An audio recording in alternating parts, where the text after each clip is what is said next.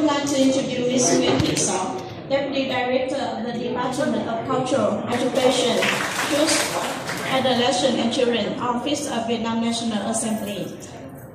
Mr. Nguyễn Thị, President of Vietnamese Library Association. Dr. Nguyễn Thị Trương, President of the Northern Academic Library Association. Mr. Phạm Thế Phan, former President of Vietnamese Library Association. Lecturer, Director and staff of Viện University and some academic libraries. Dr. Nguyễn Hoàng Sơn, Director of Library and Information Center, Vietnam National University. And staff of Library and Information Center, Vietnam National University. To open the talk show today, Dr. Nguyễn Hoàng Sơn would like to give a brief welcome speech to all of you. Dr. Hoàng Sơn, please.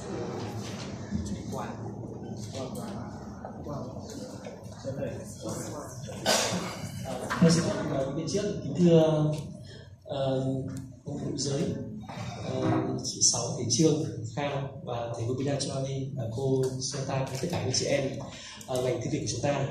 Hôm nay là ngày rất là may mắn là trong cái chuyến làm việc của thầy Gobinda với trường Đại học Quốc gia Thành phố Hồ Chí Minh thì thư viện tình cờ biết đến thầy thì báo cáo anh chị em là tôi cũng là trước đây là học trò của thầy làm luận án tiến sĩ ở Sydney thì thầy tình cờ quay lại Thành phố Hồ Chí Minh và tìm được học trò cũ của mình. Thì học trò cũ tìm đến thầy và rất mong muốn thầy có một buổi nói chuyện khoảng 2 tiếng với tất cả ngành thư viện chúng ta, với mong muốn là chúng ta có kết nối về học thuật với thầy, tìm kiếm những cái cơ hội học bổng cho chính sinh viên và đặc biệt là phát triển cái lĩnh vực thư viện số, quản trị thông tin và trí thức là lĩnh vực mà đặc biệt từ Bắc đến Nam chúng ta đang tập trung xây dựng một cái hệ thống thư viện 4.0 trên nền tảng công nghệ dữ liệu.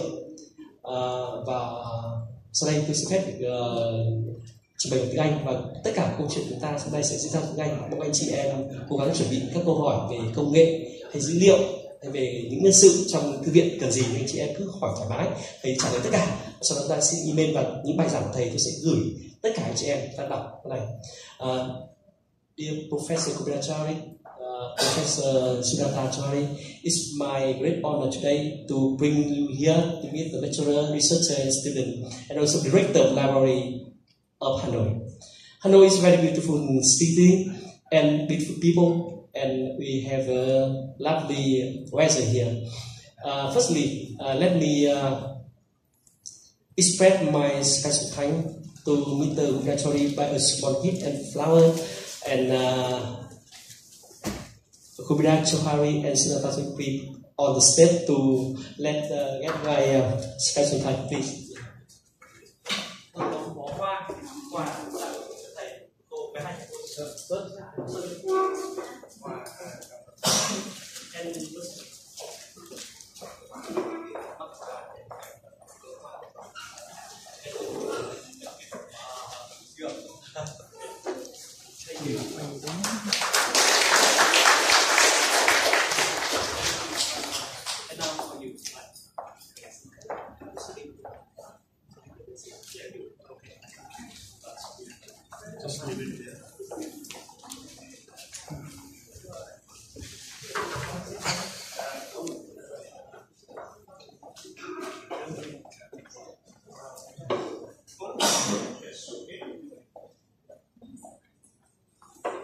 Hello, everyone.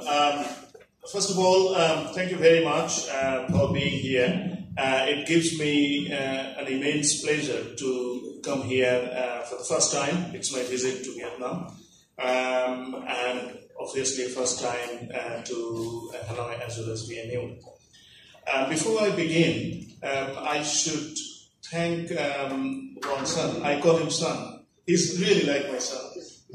He was my PhD student in Sydney, and I had, during my academic career, supervised many PhD students in many different countries. And I proudly say to everyone that Wang San is one of my best PhD students. Everywhere, and then you can see that. I mean, and sort of, he has set an example to sort of reach a stage where it's very, very difficult to reach at that age, at that level, and also leading such a large organizations like an information system, and also contributing to the national development, professional development in every field. So this is really a great sort of honor for me to come here and share my knowledge and experience with you.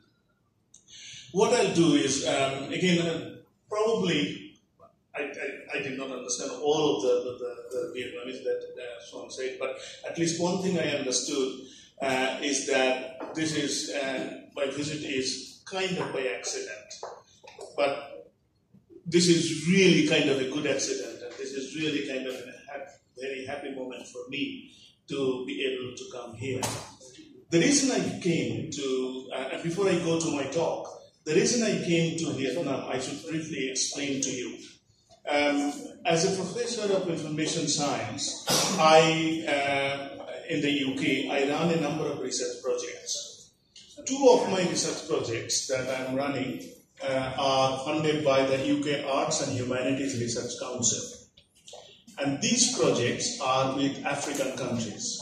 Now in the UK, over the past 2016 it started, it's about 3 years now, there is a large amount of government funding available through various research councils under a specific scheme which is called GCRF, Global Challenges Research Fund. The idea is that any UK university senior researcher can apply for funding, but the condition is that there has to be at least one or more than one what they call developing countries or countries listed under the OECD, what they call DAC. That is the countries that are on the government list of on the OECD list.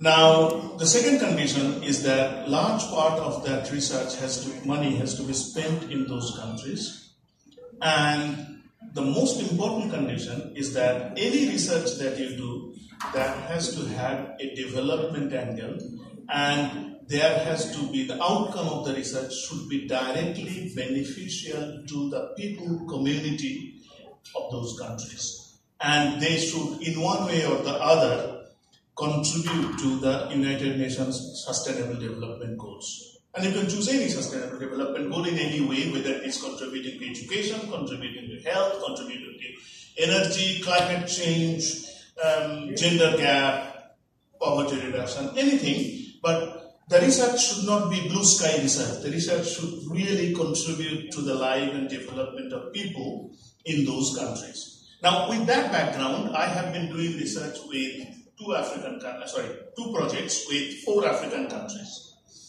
And one of the projects that I'm doing is, first one is international networking project, where we have brought in a series of stakeholders from those 4 African countries, and they are universities, they are national libraries, national archives, professional associations, UNESCO country offices, NGOs, charities, and trying to develop kind of an understanding that how digital information systems and services are useful and how sharing information and data can actually benefit people.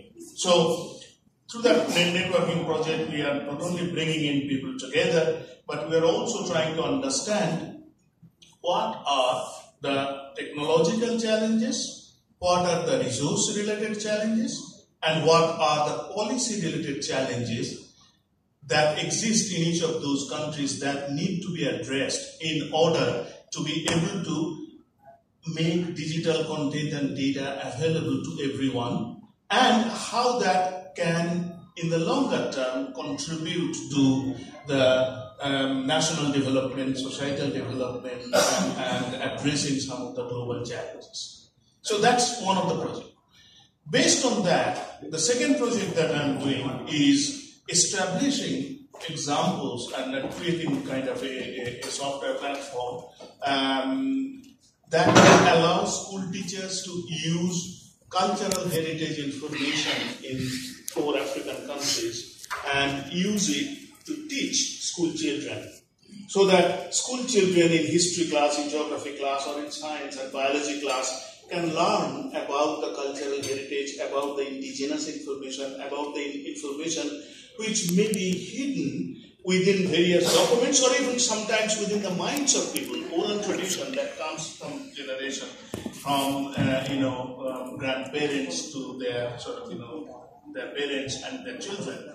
So how that kind of information, which is either recorded or sometimes not recorded, can be captured and can be used to teach people. Because the purpose is of all these research projects is to make people aware of the importance of national culture and also the value of it so that it can be used successfully in different areas, such as tourism, such as better social practices, understanding the cultural values, such as better health and so on. Now, I'm saying all of this because just to give you the background why I came here.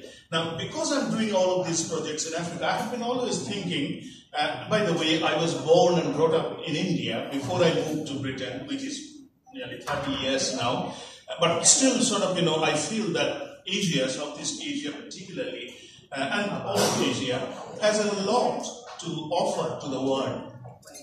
There is a lot of, contained a lot of valuable cultural heritage information, valuable community information, valuable kind of hidden scientific information like, alternative medicine, medical practices, for example, or some kind of practices that people have followed over the years for generations to protect themselves from natural disasters like flood, natural disasters like, some kind of diseases and so on. There is a lot of hidden knowledge within these which have not been captured systematically, not been used properly, and we have been all swamped by the education, by the practices that the West have convinced us that this is the best solution for you. Now time has come to reevaluate that. Time has come to understand and make optimum use of the cultural heritage information, local research information. Now, when I say research, research does not necessarily mean that it has to be research leading to a PhD. Everybody can do research to make use of the knowledge, be inquisitive, and see how knowledge can lead you to addressing problems. That is the broad definition of research I'm using in this context. So I came to, last year I was invited to Concord University as a keynote speaker at one of the workshops, regional workshops on sustainable development, and I spoke about how data and information management, open access content and data management can really lead to sustainable development in different areas. And since then we have had several discussions and so on. So this year they again invited me. Well, it worked in a slightly different way. I was trying to I was to find partners to kind of develop a research proposal, which I can try from my end, but I also know there are various other funding agencies who are interested in this. And because I already am doing such research in Africa, I can transfer that knowledge and I can kind of contribute to that. So I came to Concord University. They were running a workshop, so I again came, both Sudatta and I came as keynote speakers in that. And then we had a similar workshop, small workshop at VNU in the Ho Chi Minh City.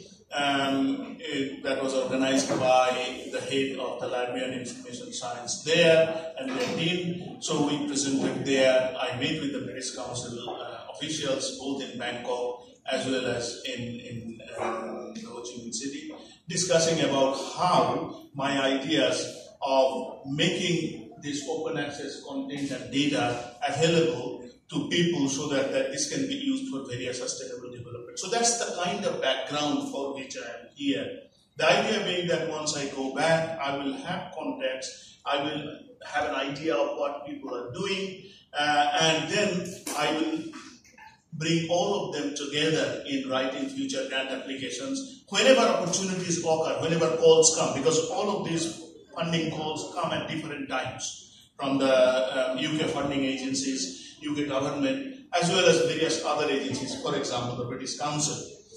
But this is important to understand what is happening, because I am of a very strong believer that anything that we want to do for countries like, say, in Southeast Asia, and this is exactly what we understood from activities in Africa as well, for a long time, we have been given a solution and asked that this is the problem, this is what you should use, without quite understanding what the problem is.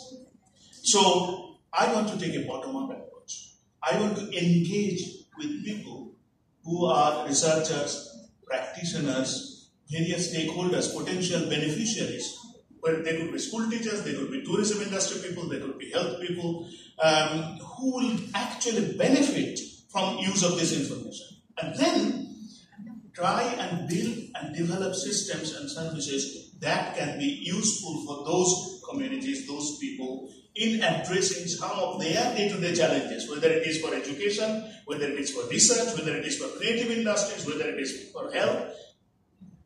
So a bottom-up approach, that is the target, and that's where this kind of activities, these kinds of engagement with local people, with local practitioners, professionals, as well as researchers, as well as the directors of various library systems and services, that's why it is important. So that's the kind of background, very short. Now that's, again, I should warn you one thing. Before just coming here, I asked Sean, how long do I have? He said, okay, you can have up to 90 minutes. The problem of professors is that once we start talking, we don't stop. So if you, at any point in time, if you want me to stop, just tell me. If you have any questions, just sort of raise your hand, I'll stop there. If you have any questions, or if you at any point want me to repeat something, just tell me and I will do that. The way these presentation slides I have prepared, and again, this is a very, very short notice within which both Sudatta and I had to prepare this. Because this just happened, as I said, that this visit.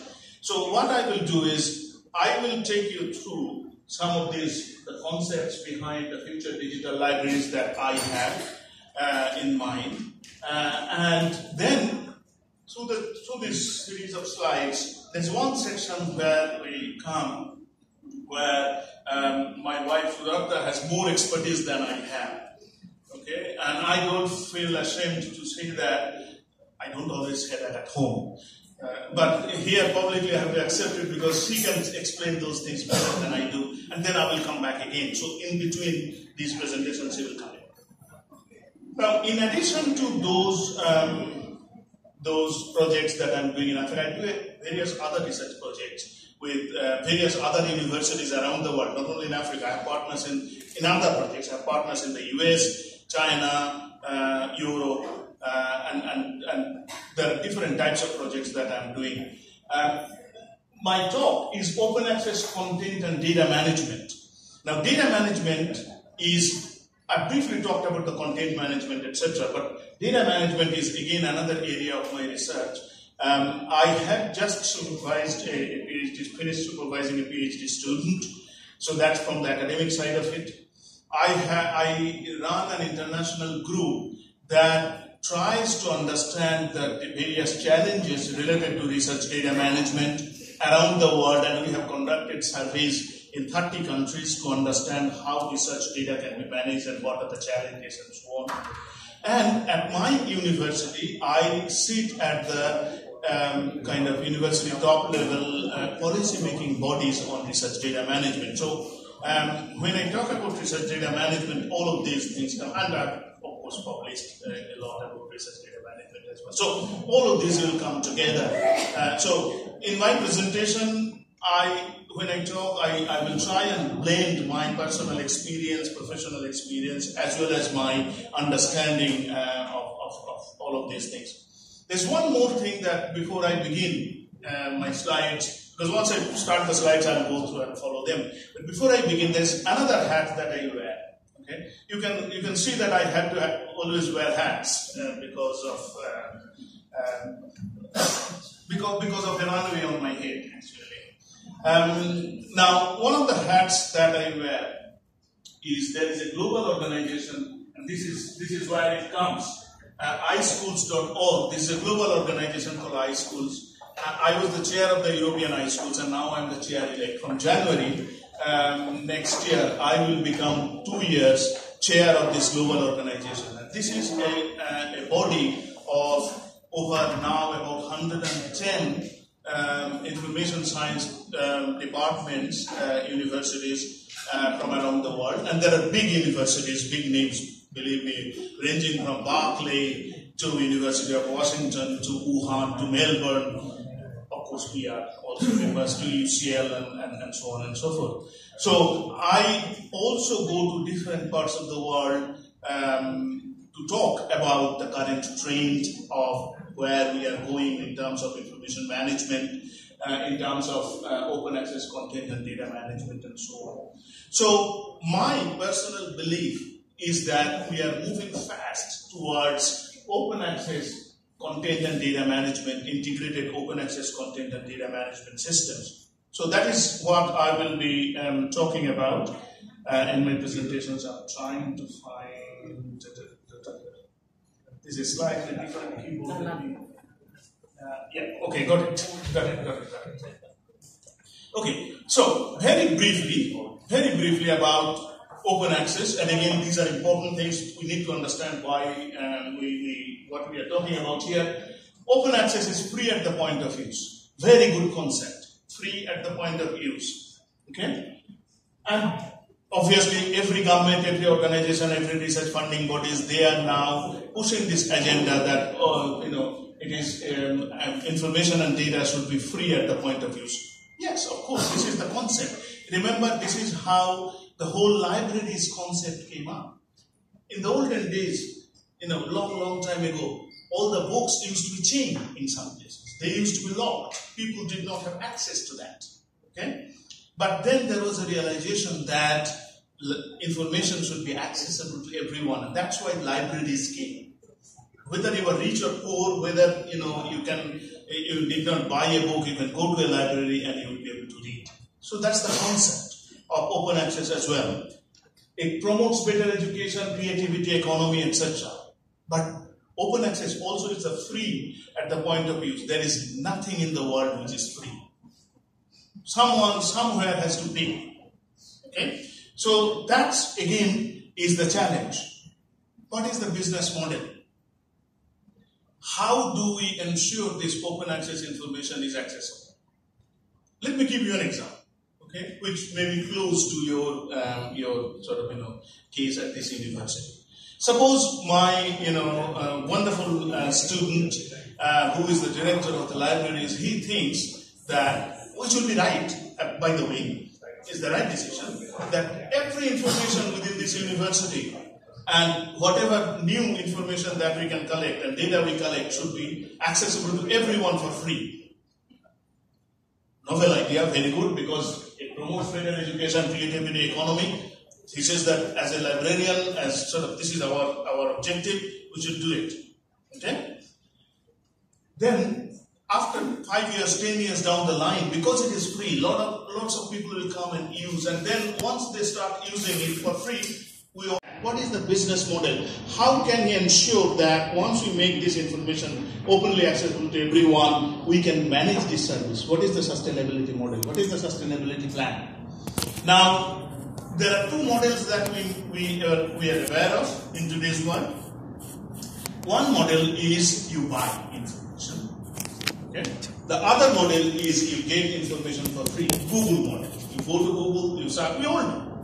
Okay? We all go to Google. Now, Google has a different model. Now, before Google, what happened? That we had to either buy something or we had to go to a library and either sort of have access to that library or get a membership of that library, or in some way we could get that information, or we could buy. Now, Google has changed that business model. Okay, they are intermediate. They do not produce information. They do produce a little bit of information, but largely the information that we get access to through Google, they don't produce that information. And they are not interested to sell that information either, because it is not their product. What they are interested in, and that is where the unique business model comes into play, is that they want you and me go to their page every time, and as many times as possible. So that what they do is they demonstrate to their paymaster, who are kind of people who give them advertising money, to demonstrate that, look, we are providing excellent service, and that's why millions of people are coming to your page. So use this space to provide advertisement or give advertisement on your product. And that is how the advertising, and that changed the whole world in the information world. So we have got, well, not two actually, we have three modes of access to information. One is through television, for example. They have advertising model for a very long time. They collect money from the sponsors, advertising money and so on. We have the library, journals and publishers model, but the internet has brought in a third model. Now, if we want to go and make a sustainability plan, we have to come up with a business model. And then the question is, there is one more thing, that open access is very good, but how do we protect the rights of the creator of the information? That's very important, because when we are talking about research data, and I have personally experienced this, talking to researchers, you go and you get some kind of, spend a lot of time in collecting your research data, or you even spend a lot of money to collect your research data by buying equipment and things like that, by employing people. Then, who am I to go and tell you that make all your data freely available so that everybody else can use it? Now, how do you get credit from there? Okay? Let's take you back to what happens to the publishing model. In case of journal publishing, what have we done? In case of book publishing, what we do? For book publishing, author gets royalty. That is a direct benefit.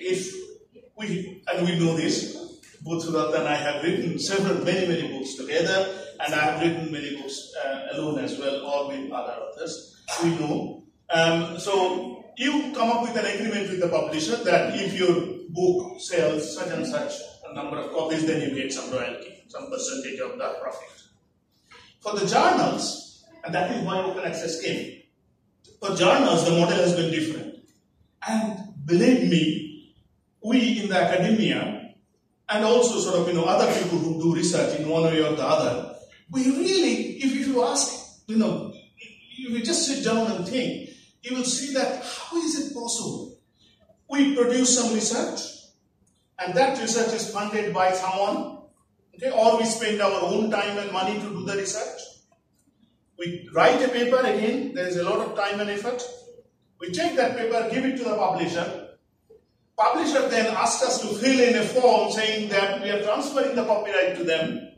Then they sell that information back to us, and our library director then have to negotiate with them the price to buy so that you and I can access that. So it is our product. We are giving it to you, to publishers, and asking them to sell it back to us. Now that has been the model for a long time, and that's actually why open access started. In 1992, physicists and computer scientists in the world, in the US, they said that enough is enough. They are increasing the price of the journals every year, and they are kind of depending on our product, our research. We are not giving them. We will create, that's why they first called archive X, AXRIV, something like that. X is the archive, basically.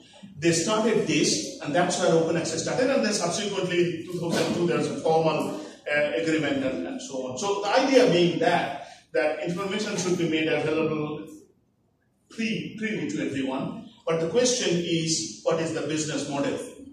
How do we kind of ensure that this is available for a long time, or at least for the foreseeable future? I will come to that answer towards the end of my presentation, so hold that until that point in time.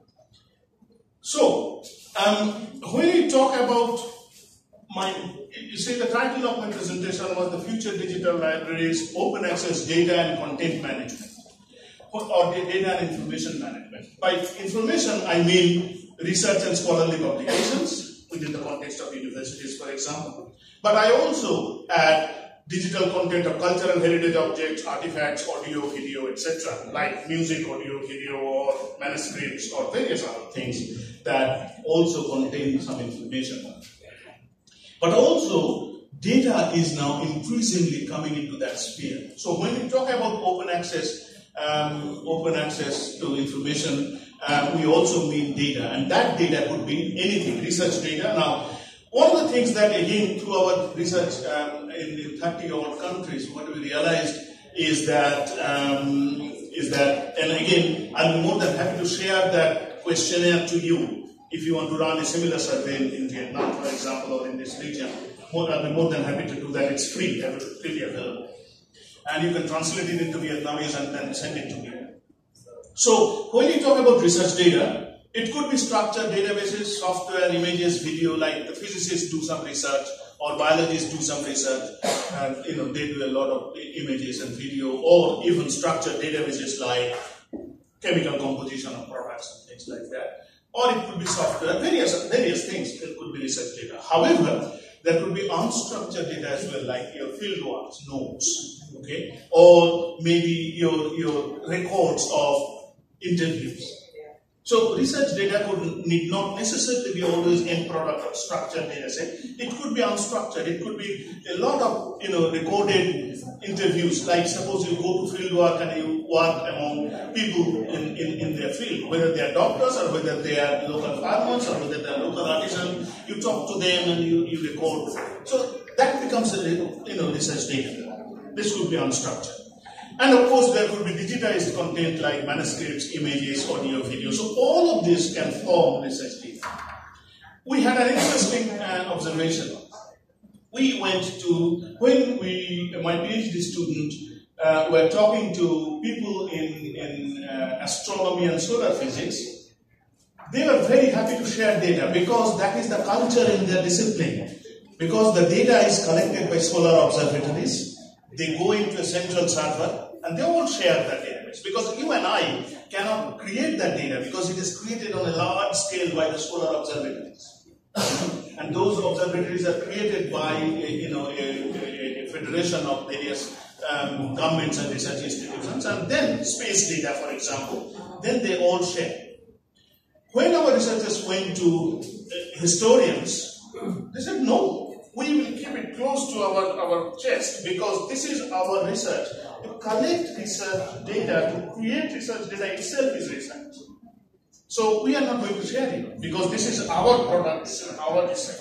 So you can see there is a lot of cultural issues involved as well, which is embedded within the profession and discipline and so on.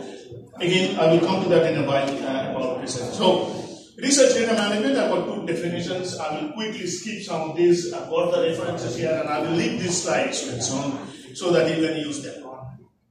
But broadly speaking, it can be anything. It can be designed, it can be sort of, archiving. All of these activities associated with it can form part of the research data management.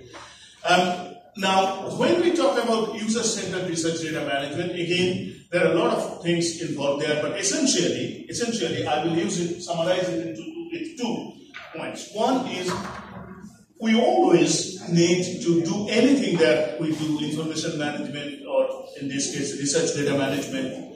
Why do we do it? We do it for users. And why do users need it? Because they have a problem to solve. So, users will come to us because they have a problem to solve. If tomorrow, very bad dream, this university does not have any student or any researcher, it doesn't matter how good a database system that you have or how good a research data management system you have, it's of no use because there are no users. Or alternatively, you create a fantastic research data management system, information management system, but it is so difficult to use, or it can only be used by the most expensive computing devices. Nobody is going to use it. So you need to understand the users and their context. These are the two key things. Again, when Sudatta comes, she will talk more about it because that's her area of research. My work more on the system side, her work more on the user side. She always teaches me that, oh, your systems are no good if there are no users. And I tell her that we teach users how to use systems. So, I mean, both are true. Like, say, for example, 10, 20 years ago, and I can see a lot of people using mobile devices, for example. 10, 15 years ago, can you imagine that you will have a device that really controls your life? Mobile devices control our life. Without a mobile phone, can you live without your mobile phone for 3 days? It's a nightmare because it controls your life. So technology is something, if it is permeable to your lifestyle, if it really allows you to do things without understanding or without kind of, realizing that you are putting in a lot of effort, then it becomes part of your life. So when you talk about, culture, whether it is cultural heritage information or whether it is research data or whether it is sort of research publications, it has to be embedded within your service, within your activity in such a way that people do not have to put in or spend any extra effort to use them. Then and only then we can reach the real goal, or we can meet the people's demand. Anyway, so coming quickly to cultural heritage information, broadly speaking, again I'll skip these two because these are very widely discussed in literature. There are two groups of cultural heritage information, and I'm saying this particularly because this is where I want to really develop a big network in Vietnam and in other Southeast Asian countries and go ahead together. I do not know whether you know it or not. Some of you definitely know it, some of you may have used it. The world's largest digital library of cultural heritage information is Europeana. Europeana Digital Library is the world's largest cultural heritage information. Europeana.au. I have a dream to build an Asia, just like Europe. Okay? And that is where sort of, I come in to build something like, I know Europeana, I have been involved in that for the past 15 or so years. I've seen it growing, it is really big. We cannot achieve that, go there just sort of in a year or two. But if we start, if we bring people together in the next few years, we will reach there. So that's the kind of dream that I had. So when we talk about cultural heritage information, it could be tangible, it could be intangible. Tangible is something that I can touch and feel. Intangible that I cannot touch, but my sensory organs can feel that. Some kind of music, some kind of art performance, some kind of folk dances and etc. Now, when we talk about digital cultural heritage information, then everything comes into on our table, because images of monuments, images of temples or pagodas or mountains or trees and plants or fields or whatever, those are fixed objects, tangible objects, but they can also be digitized and can form part of our digital cultural heritage collection. Similarly, if we record musical performances, dances and so on, they can also form part of our cultural heritage information. Now, when we talk about digital cultural heritage information, actually both tangible and intangible information come into play. And they form part of our. So they could be in different forms. They could be text, they could be images, audio, video, etc. Now, of course, there are different stages, and I'll come to that in a while, from digitization to preservation. But when you talk about cultural heritage information, almost anything, any form of information that is created as part of cultural activities, as part of, various other day-to-day activities. When I was in Thailand, for example, and I was talking during the workshop, I was talking to a number of researchers, and they have found, for example, and I'm sure there will be similar examples here, they have found a lot of cultural activities associated with the production of rice. Right from the rice beginning when it is sown to the harvesting, different types of cultural practices are involved. There are some kinds of songs and music, particularly during the harvest season and so on. Again, they were saying that these are slightly different in different parts of Thailand.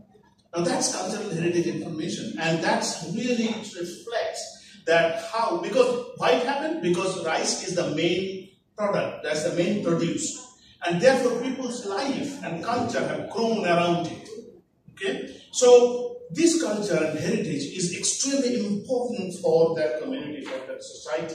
Similarly, there are a lot of cultural practices associated with wedding, with various birth of a child, or with various other kind of social functions and so on. So all these are cultural heritage information, and both Sudatta and I were talking about this, that a lot of things that we learned after during this trip, because we came to Thailand before, but this is the first trip in Vietnam. So when you talk to people, our colleagues with whom we met, a lot of cultural heritage information that we learn that are not known.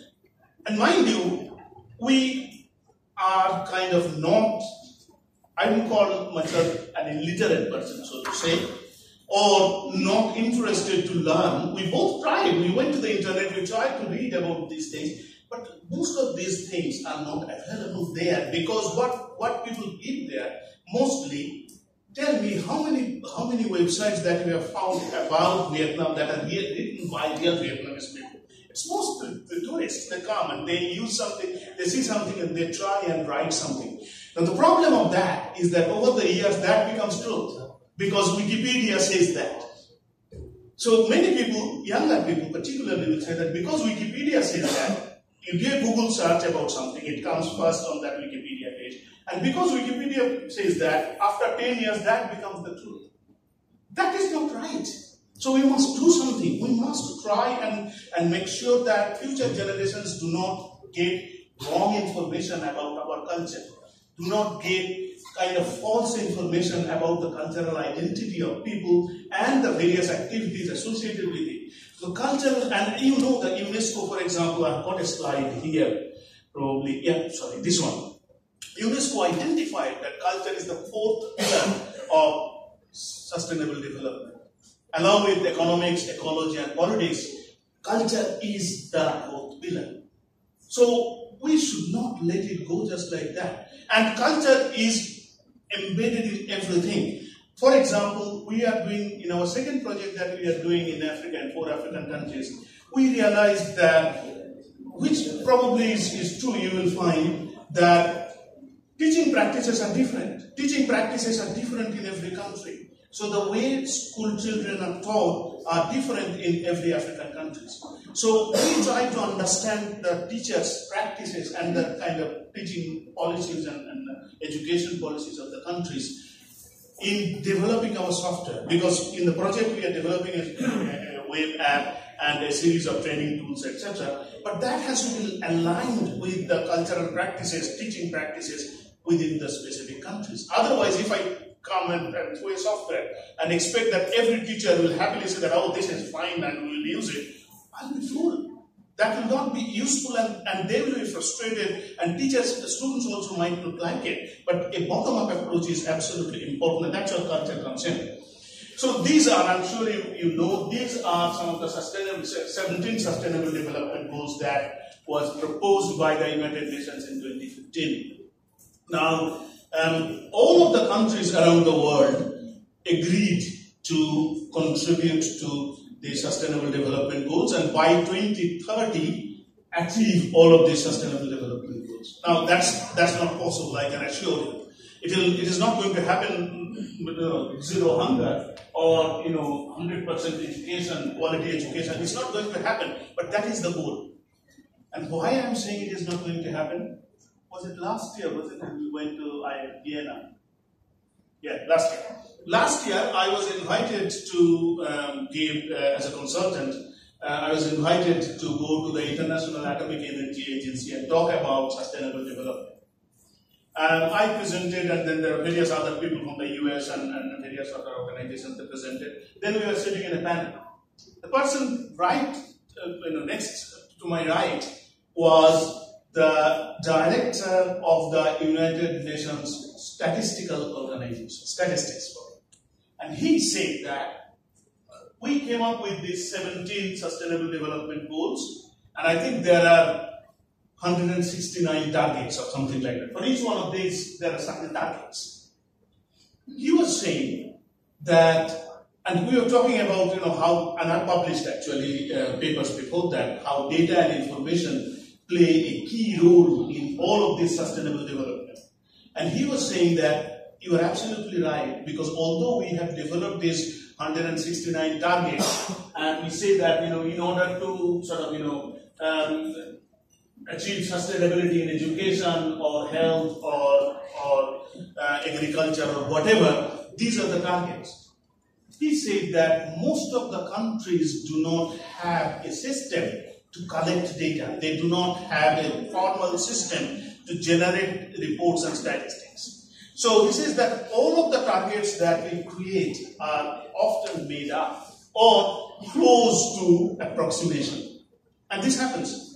This year I supervised an MSc student whose project was, again, looking at the IMF data and trying to understand women's banking behavior.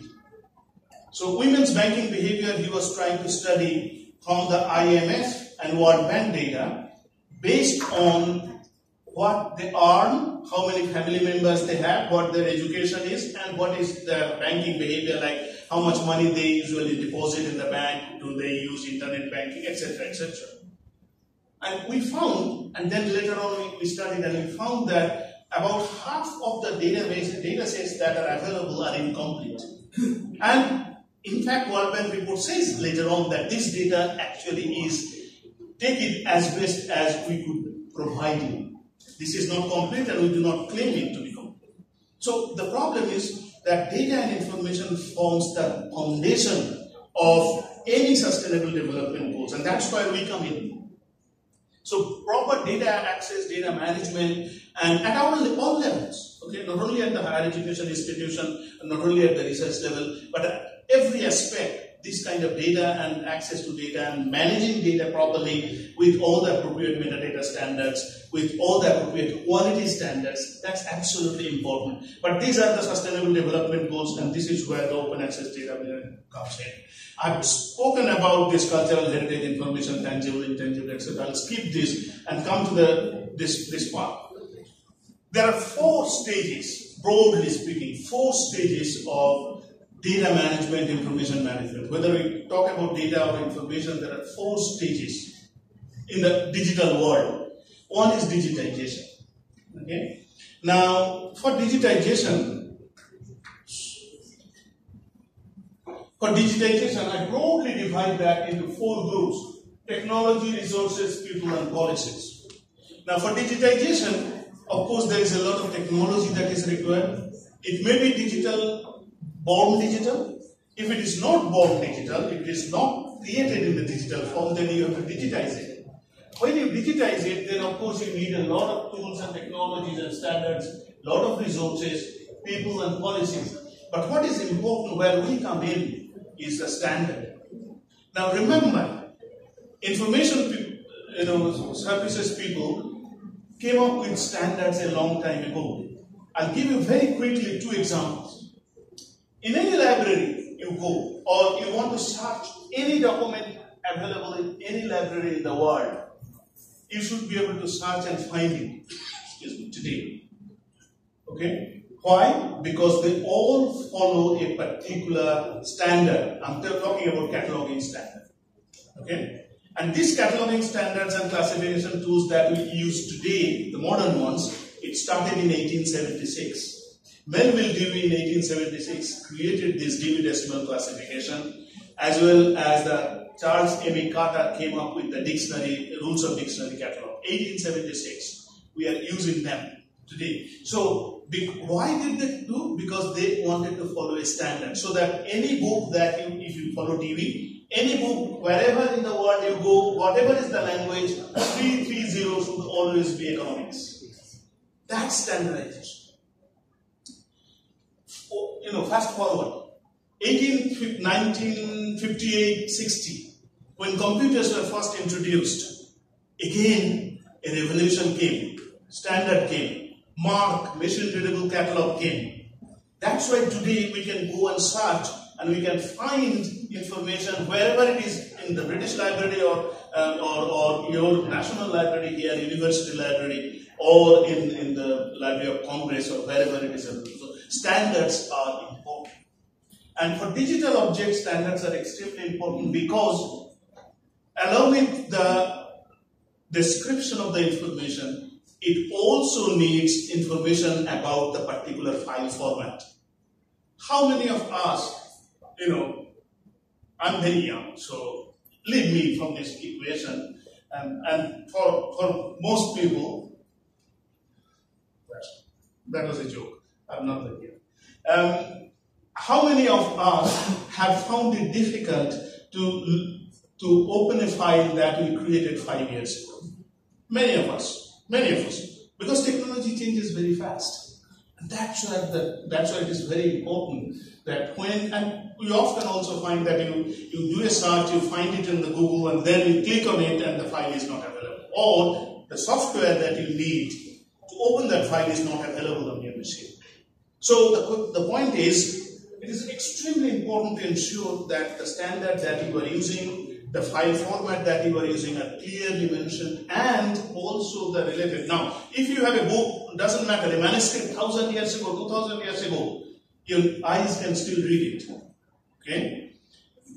A document that was created 5 years ago, you cannot read it because technology has changed. It is a different version of the software, or it is kind of a different type of file format, etc. It cannot be read. So it is extremely important in the digitization that we come into place.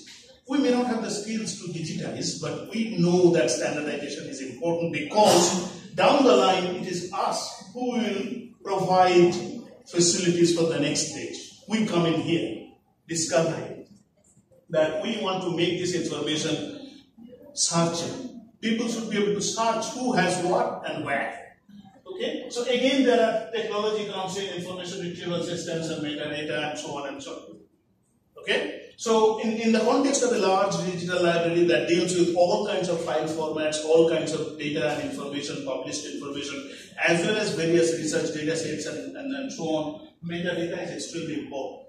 Search interface information retrieval system is extremely important. Again, we need resources for that, we need people for that, and we need policies for that everyone follows Dublin core metadata layers, or everyone follows a standard metadata that is proposed or recommended by their government or professional association. So there has to be some policies, there has to be some kind of agreement.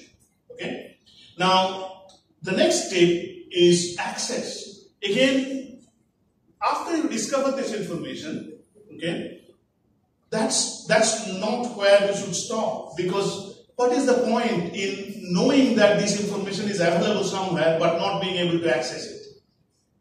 Now, again, take an example from Google. What happens? We do a search in Google, that's a discovery. We get 500,000 hits. Now, what those hits mean? That those hits tell us that there is a file somewhere where our search terms occur. But Google does not have any responsibility to make sure that you get access to that information. You may click it, if you get it, you get it. If the file is not found, error 404 or whatever appears, you don't get that file. But as an information professional librarian, our role does not end there.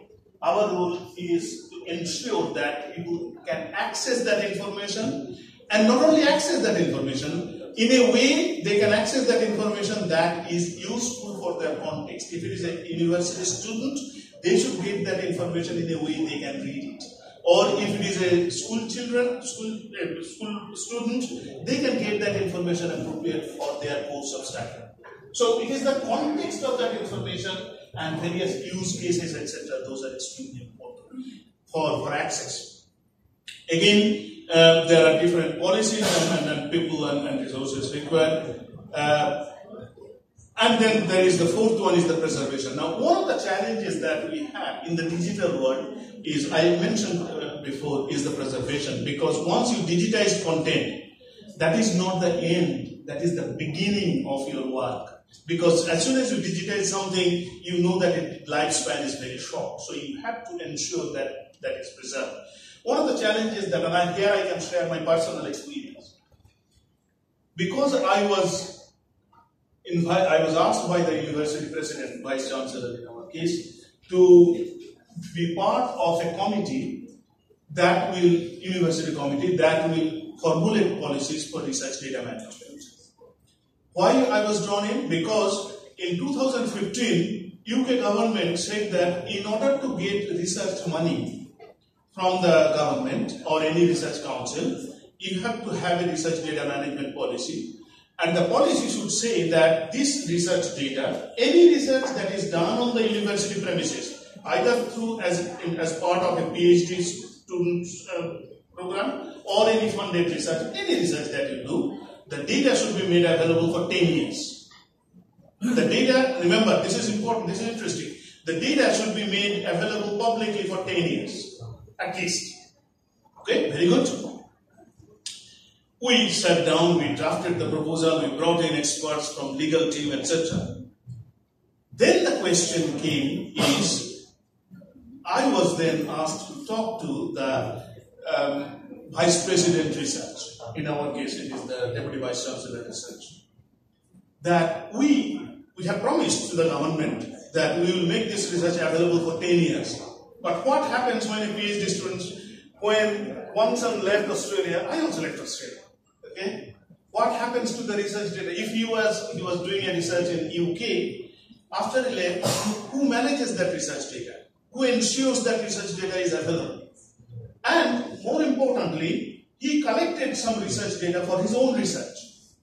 Okay. How can he ensure that he makes that data available to everyone for the next 10 years and they will make lawful use of that data? Because he collected that data, mind you, he had to sign an ethics agreement to collect that data. So when he leaves, the policy is the data has to be made available for 10 years, but he collected the data for his own research. How can he ensure that anyone else comes to and uses that research, makes a lawful use of that? Number one. So there's a policy. Most importantly, what we found was that we did an audit within the university, and we found that at that time we had about 13-14 terabytes of data, research data within the university. And we projected for the next 10 years, we found that we would be somewhere about 150 to 200 terabytes of data. We worked with our IT services team. And they said that, yes, if you want to keep this data and migrate it and make it available, because you have to change the hardware and software and everything, then the budget will be, what is our current budget at the moment? You have to double it and double it every 5 years in order to make this data publicly available for 10 years. That is the promise that you are making. Now, who gives that money? The research is finished. I am doing my research. I have been funded by my government or research council. I do my research for 2 years, 3 years, 4 years. I leave that research and move to another research. There is no more money left to manage that data. So who, if that data, that responsibility comes, and in fact, actually that responsibility came eventually to the director of our libraries. Now the director of libraries doesn't know what to do, because how can he ensure that he has to manage his current day-to-day service, and he has to then have extra money, large pot of money, to ensure that that data is available for 10 years, just in case anyone wants to use it. Now there's no guarantee that that data will be useful. Now, he has budget for his books and journals and other data services, institutions, repositories, etc., which is useful, he knows. But this is just in case someone uses that data for the next 10 years, you have to keep aside this large amount of money. So these are some of the complexities associated with the preservation of data for the longer term. Right. Now, this is where I kind of invite Sudatta to come here. Just, I will tell you very briefly that people are extremely important, because we deal with two kinds of people. Okay? Within the information domain, we deal with two kinds of people. One is at the supply side. Supply side is where we have the information. We need people for digitization, we need people for management, we need people for service and delivery, and for preservation. But also, these are the important people on the other side, who are the users and what their demands are for discovery as well as for access and the use of that information. So we deal with two groups of people, and she will tell you how to deal with those people. So I will take a break here. She can come in.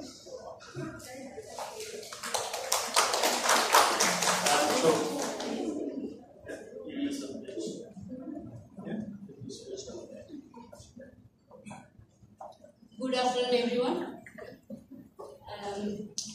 First of all, thank you so much. I have got an opportunity to talk to you about users, which I always think is very important, especially this society, information society. We talk about digitization, we talk about easily accessible information, but at the same time, I think we are talking about all the technology, we are talking about information, how easily it is available, accessible. At the same time, I think it is important to know about users. As Gobinda said, there are two types of users. In the first category, I would say where information professionals stand, where we are doing digitization, we are preserving, we are also putting information in such a way so that users can discover information. But here I will specifically emphasize on information users, mainly the end users. Right. Now, why we are talking about users? Now in this particular society, digital society, we have always talked about user-centric design, user-centric approach. Earlier, what we used to get, what we used to do, as an information professional, we used to design a system. This is what we have, and we used to give to users. This is the system we have. This is the service we have. You use it. Not necessarily everyone need that particular information, set of information or data set. They want to use information for their own purpose, in particular context. For example, I am also a student. I am going to the information service or what information system we have. I want to get information for a particular reason. For example, I am doing some sort of assignment. So my information need will be different than, for example, someone is doing research on a particular field. So they could be in different forms. They could be text, they could be images, audio, video, etc. Now, of course, there are different stages, and I'll come to that in a while, from digitization to preservation. But when you talk about cultural heritage information, almost anything, any form of information that is created as part of cultural activities, as part of, various other day-to-day activities. When I was in Thailand, for example, and I was talking during the workshop, I was talking to a number of researchers, and they have found, for example, and I'm sure there will be similar examples here, they have found a lot of cultural activities associated with the production of rice. Right from the rice beginning when it is sown to the harvesting, different types of cultural practices are involved. There are some kinds of songs and music, particularly during the harvest season and so on. Again, they were saying that these are slightly different in different parts of Thailand. Now that's cultural heritage information, and that's really reflects that how, because why it happened? Because rice is the main product, that's the main produce, and therefore people's life and culture have grown around it. Okay, so this culture and heritage is extremely important for that community, for that society. Similarly, there are a lot of cultural practices associated with wedding, with various birth of a child, or with various other kind of social functions and so on. So all these are cultural heritage information, and both Sudatta and I were talking about this, that a lot of things that we learned after during this trip, because this is we came to Thailand before, but this is the first trip in Vietnam. So when you talk to people, our sort of colleagues with whom we met, a lot of cultural heritage information that we learn that are not known. And mind you, we are kind of not, I would call myself an illiterate person, so to say, or not interested to learn. We both tried. We went to the internet, we tried to read about these things, but most of these things are not available there, because what people eat there mostly. Tell me how many websites that you have found about Vietnam that are written by real Vietnamese people. It's mostly the tourists. They come and they use something, they see something and they try and write something. Now the problem of that is that over the years that becomes truth, because Wikipedia says that. So many people, younger people particularly, will say that because Wikipedia says that, you do a Google search about something, it comes first on that Wikipedia page.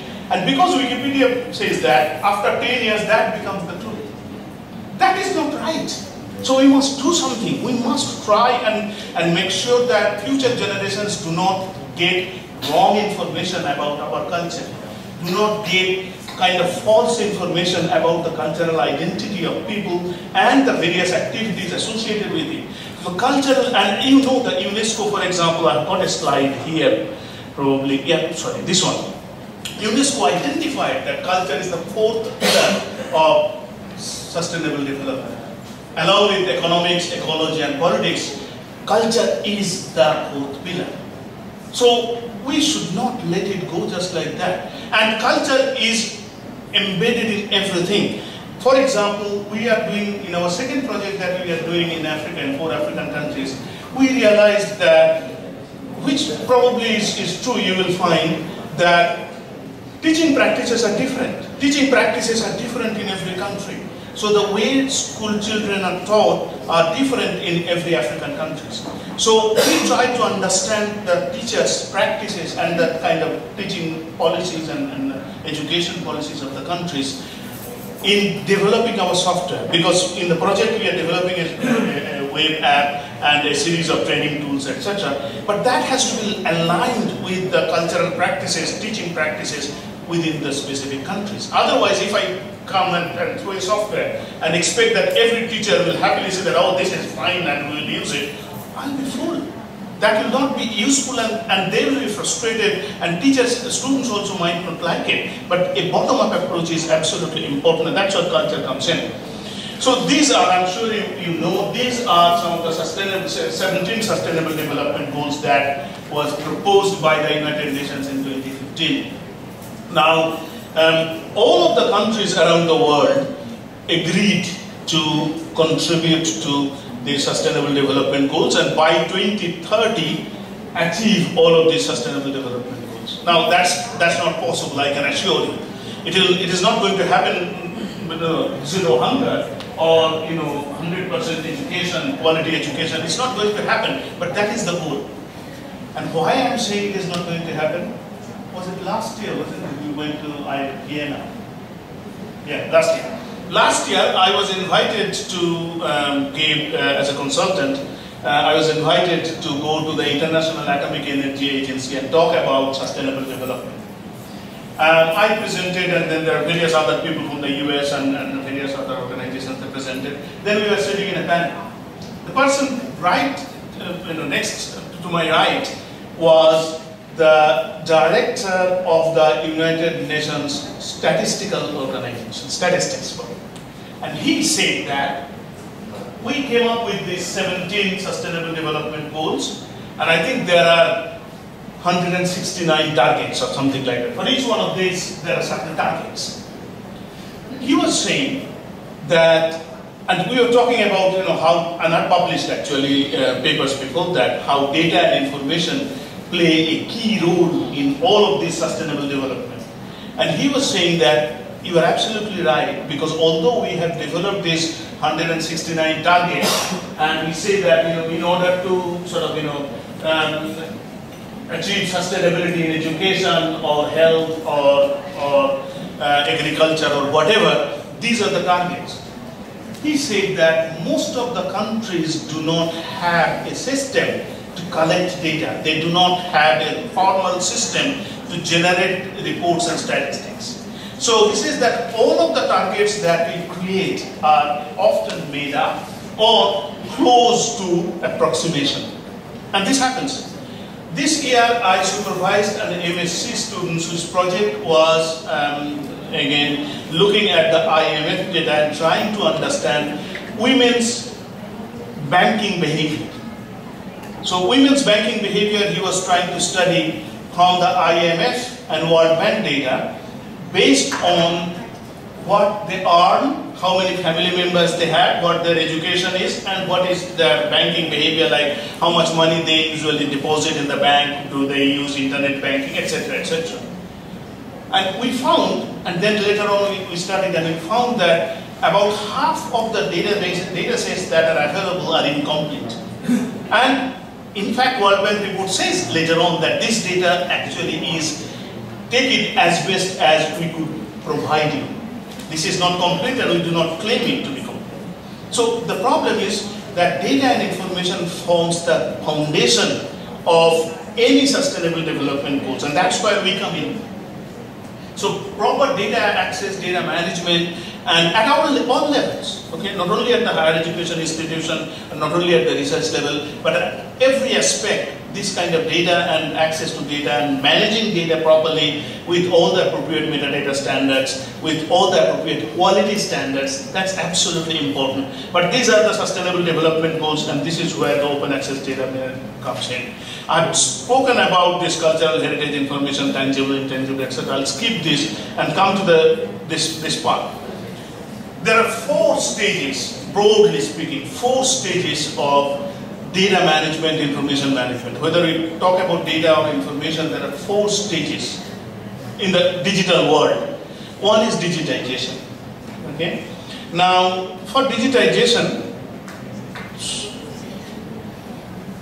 I broadly divide that into 4 groups: technology, resources, people, and policies. Now, for digitization, of course, there is a lot of technology that is required. It may be digital, born digital. If it is not born digital, if it is not created in the digital form, then you have to digitize it. When you digitize it, then of course you need a lot of tools and technologies and standards, a lot of resources, people and policies. But what is important where we come in is the standard. Now remember, information services people came up with standards a long time ago. I'll give you very quickly 2 examples. In any library you go, or you want to search any document available in any library in the world, you should be able to search and find it today. Okay? Why? Because they all follow a particular standard. I'm talking about cataloging standard. Okay? And these cataloging standards and classification tools that we use today, the modern ones, it started in 1876. Melville Dewey in 1876 created this Dewey Decimal classification, as well as the Charles M.A. Carter came up with the dictionary, rules of dictionary catalog. 1876. We are using them today. So, why did they do? Because they wanted to follow a standard, so that any book that if you follow TV, any book, wherever in the world you go, whatever is the language, 330 should always be economics. That's standardization. Fast forward, 1958-60, when computers were first introduced, again a revolution came, standard came, mark, machine-readable catalog came. That's why today we can go and search and we can find information wherever it is in the British Library or your national library here, university library, or in the Library of Congress or wherever it is available. So standards are important. And for digital objects, standards are extremely important because along with the description of the information, it also needs information about the particular file format. How many of us, I'm very young, so leave me from this equation, and for most people, that was a joke, I'm not that young. How many of us have found it difficult to open a file that we created 5 years ago? Many of us, because technology changes very fast. And that's why it is very important that when, and we often also find that you do a search, you find it in the Google, and then you click on it and the file is not available. Or the software that you need to open that file is not available on your machine. So the point is, it is extremely important to ensure that the standard that you are using, the file format that you are using are clearly mentioned, and also the related. Now, if you have a book, doesn't matter, a manuscript 1,000 years ago, 2,000 years ago, your eyes can still read it. Okay? A document that was created 5 years ago, you cannot read it because technology has changed. It is a different version of the software, or it is kind of a different type of file format, etc. It cannot be read.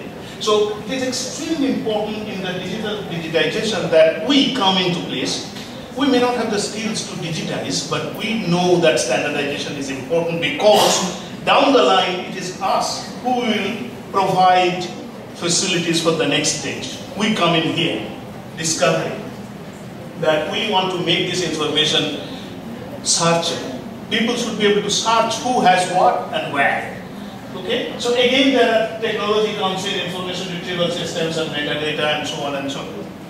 Okay? So in the context of a large digital library that deals with all kinds of file formats, all kinds of data and information, published information, as well as various research data sets and so on, metadata is extremely important. Search interface, information retrieval system is extremely important. Again, we need resources for that, we need people for that, and we need policies for that, that everyone follows Dublin core metadata, let us say. Or everyone follows a standard metadata that is proposed or recommended by their government or professional association. So there has to be some policies, there has to be some kind of agreement. Okay? Now, the next step is access. Again, after you discover this information, okay, that's not where you should stop, because what is the point in knowing that this information is available somewhere but not being able to access it? Now, again, take an example from Google. What happens? We do a search in Google, that's a discovery. We get 500,000 hits. Now, what those hits mean? That those hits tell us that there is a file somewhere where our search terms occur. But Google does not have any responsibility to make sure that you get access to that information. You may click it, if you get it, you get it. If the file is not found, error 404 or whatever appears, you don't get that file. But as an information professional librarian, our role does not end there. Our role is to ensure that people can access that information, and not only access that information, in a way they can access that information that is useful for their context. If it is a university student, they should get that information in a way they can read it. Or if it is a school student, they can get that information appropriate for their course of study.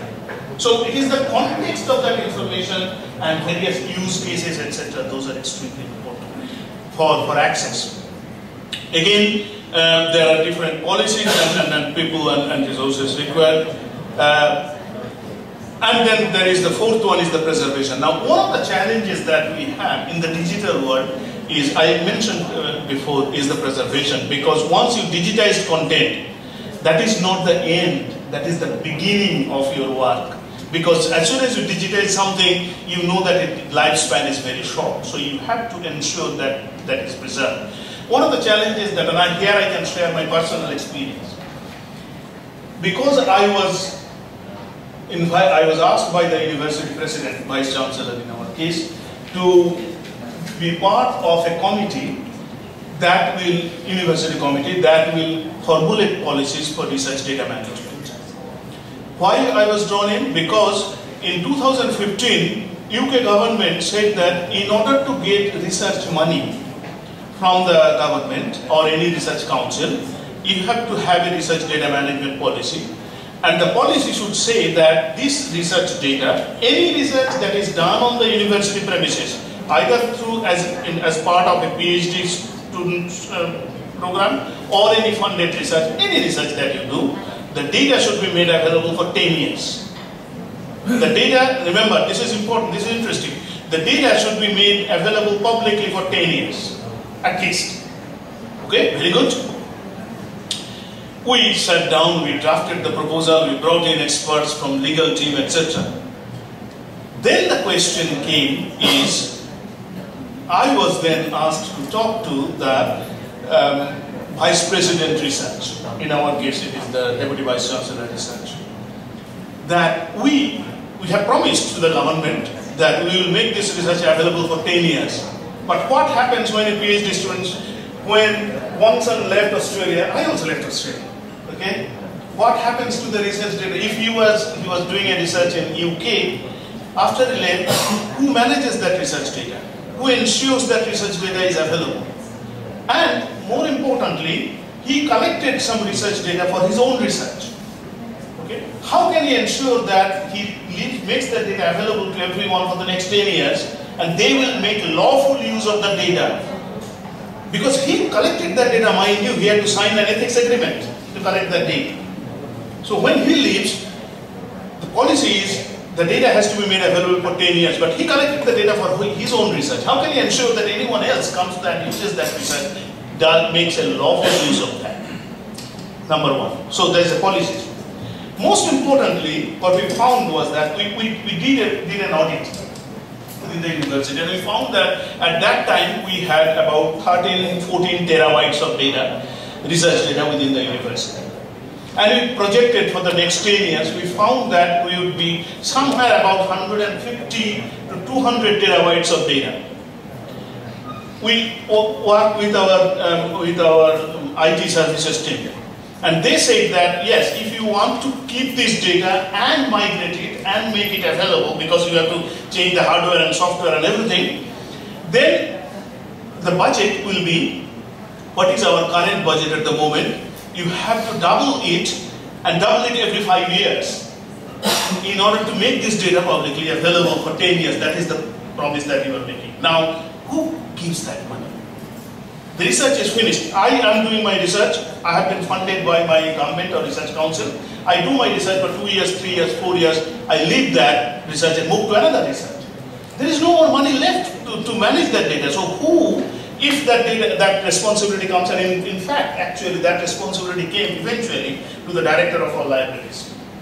Now the director of libraries doesn't know what to do, because how can he ensure that he has to manage his current day-to-day service, and he has to then have extra money, large amount of money, to ensure that that data is available for 10 years, just in case anyone wants to use it. Now there's no guarantee that that data will be useful. Now he has budget for his books and journals and other data services, institutions, repositories, etc., which is useful, he knows. But this is just in case someone uses that data for the next 10 years, you have to keep aside this large amount of money. So these are some of the complexities associated with the preservation of data for the longer term.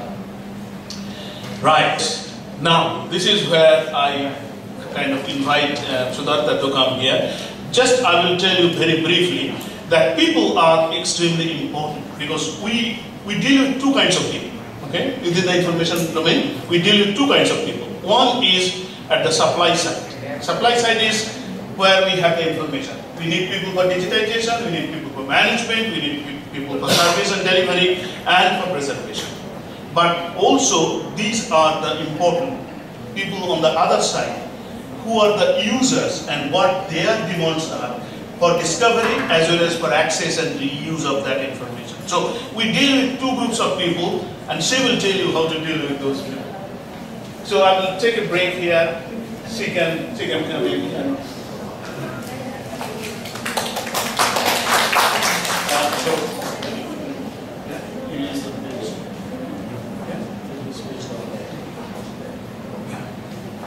Good afternoon, everyone. First of all, thank you so much. I have got an opportunity to talk to you about users, which I always think is very important, especially this society, information society. We talk about digitization.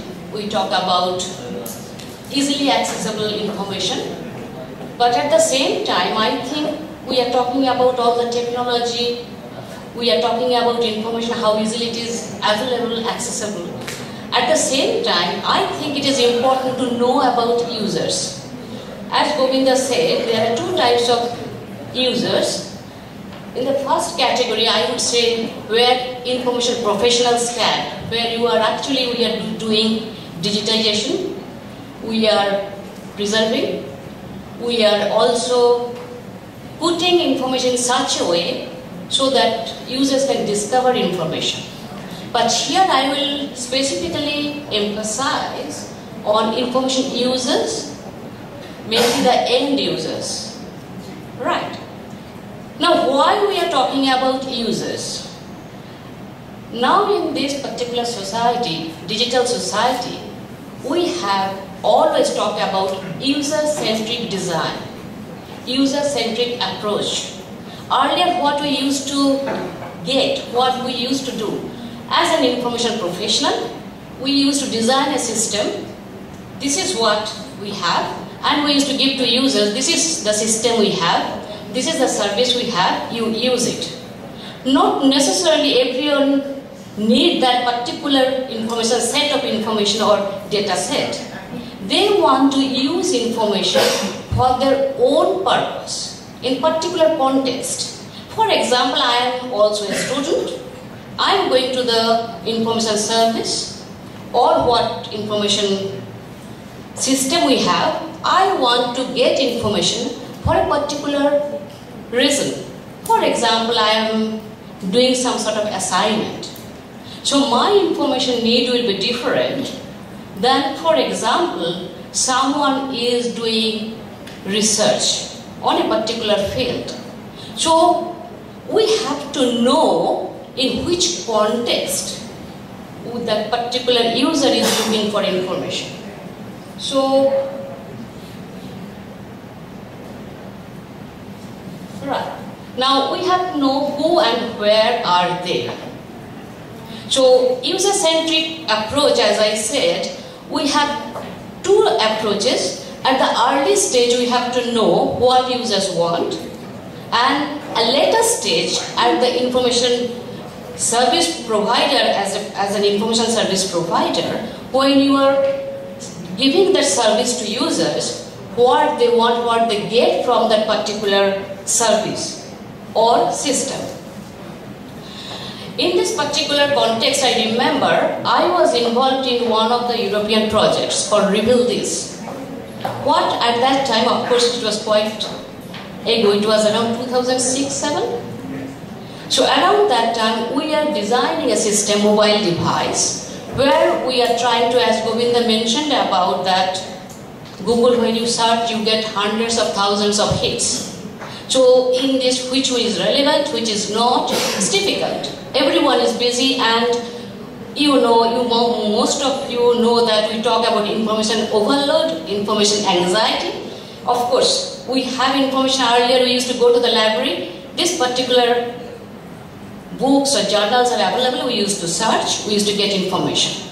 But when we have information, so we don't know how much is too much, how much is enough. So in this context, we have done one European project where we have talked about push technology, and then we have decided, okay, for example, if we search, you all have experienced, if you search like culture of Hanoi, so you have a lot of, or particular, for example, library director has given a speech on a particular day. So, or the president has given a speech. Now, when you are searching for that, you will get lots of hits. But what we have done in that particular project, we try to combine this image, face recognition, speech recognition, so that it will get a handful of information it will retrieve. So this is actually through filtration. Now in this particular context we have identified, we have actually decided to go first approach to users what they expect from the system. So we have done some sort of research, we have gone to users and we have collected data from them. Then we tried to design the system based on data we have collected, and once the prototype was designed, then we went to those users and we have asked them to use it and tell us what they have got, what they haven't. So based on those information, we try to improve the service. So basically why I am telling you this one, that users are important. As Gobinda mentioned, you have a very sophisticated, fantastic information service or information resource. But if there is no one to use it, so what is the point of keeping that particular sophisticated system? We have to think about very simple approach. Very easy way, user can search whatever they do, for example, Google. Simple search. You can have very interactive. So that is very important when you are designing a system or providing any service. Now when you are designing a system, for example, digital library, you have to think about who are your target users, who are going to use it. So you have to find out, and whether they're students, of course their requirements will be different than teachers, or for example researchers. So you find out, or professionals, who are the users. So you have to know the users first before you do or provide any kind of service. Once you have identified your user group who want to use your service or use your particular system, what do they need for? Are they going to use it for their coursework? Are they going to use it for their research work? Are they going to prepare anything for classroom presentation and so on? So why they need it? What is the context? For example, I can tell you, as a tourist, I have come here. I could check what will be the weather for the next 7 days in Hanoi. My context, my purpose is to see the weather so that I can travel around. But at the same time, someone is doing research. For example, on agriculture or some sort of research, what is the weather, what is the impact of weather on agriculture and so on. That particular researcher is looking for information for next 10 days. So of course the context is different than mine. So when you are providing any sort of service, as an information professional, it is very important to know the context of use. And again, nature of information, whether the particular user wants anything, something or everything. Based on that, you will decide how much to provide. Once you know the user, their context and so on, then the question is coming, how do they interact with the system or service? Here comes your skill. How much digital skill you have, how much information skills you have. In this context, I will say, when I was, of course I taught undergraduate and postgraduate students, but undergraduate, so-called techno-savvy, we call them digital native. They think they know everything. But when we talk about, as an information professional, when you teach them, they always, because when you are finding information, as Gobinda mentioned, that okay, we'll go to Wikipedia and find it, or we'll just search Google and find it. But of course, if we find it, that is really, we are lucky. We are getting information at our fingertips. But it is important to know the accuracy of information, how accurate the information is and how reliable they are. So, as I said, they are techno-savvy, but they cannot find out which one is reliable information, which one is accurate information. So you have to find out which domain you are getting. Of course, if you get it from government website, it will be reliable information. So that all these things are coming when you are searching for information, and how much information skills the user has. It is important to know. And of course, what devices and tools do they use? Now, as you know, because of rapid growth of development, rapid growth of technology development, it is also at the same time user needs are also changing. They are also changing, that the way we used to search information 10 years back, it is not the same now. So it is also demanding, as an information professional, it is a challenging task. Because of rapid change of technology development, users are also demanding, as Gobinda said, when he was sending something, giving something. So when we were happy, we want more and more and more. So it is demanding, we have to know what kind of devices are used and tools are used. And do they prefer a simple or advanced search? Do they use simple or advanced search? Of course, you have to think about the different type of users we have in the society. So, as a user, I have seen that these undergraduate students, they don't want very complicated or advanced search. But as a researcher, you have to have very advanced search to get specific type of information. And how do they use the information? That's very important. Do they use as it is, or do they mix and match? As I said that it is very important, do they use for academic research, personal or commercial purpose? You have to find out what they are using, or is they repurpose the information. So all these things are important to know the user, to develop or provide any system or give any kind of service. Now in this particular context I will talk about that I have said already digital natives.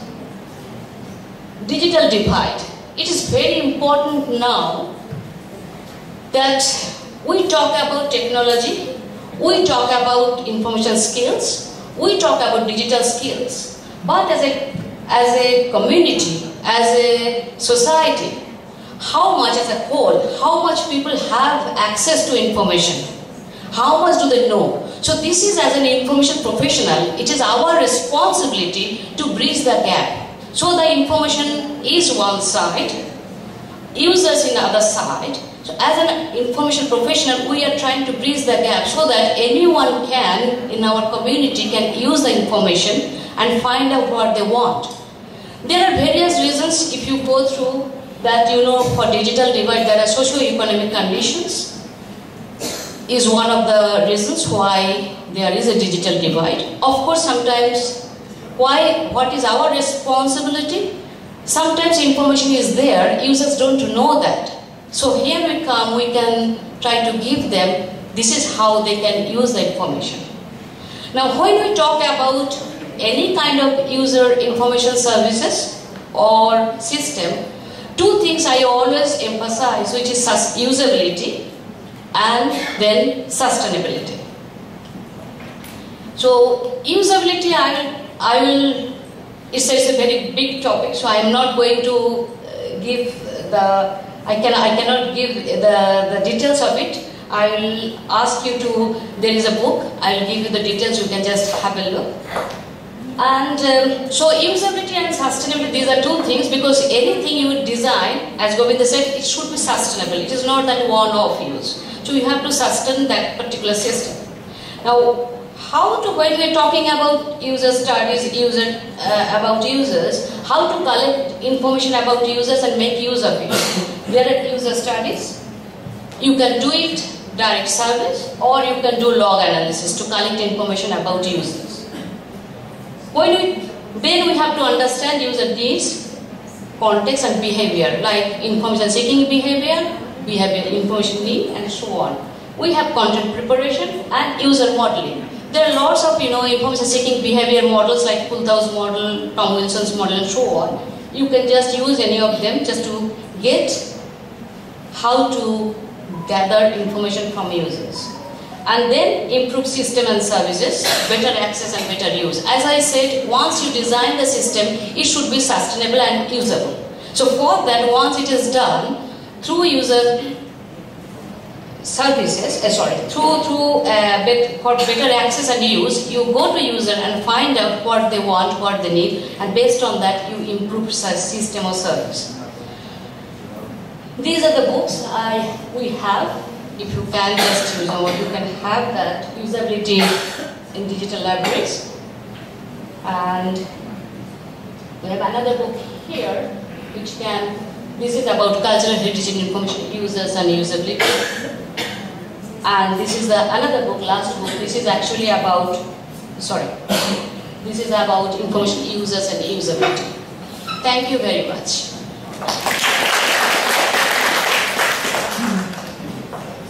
We both have taken a lot of your time, so I'll quickly wrap up. I've spoken about some of these projects, net diploma, etc. So I'll quickly wrap up and take some questions.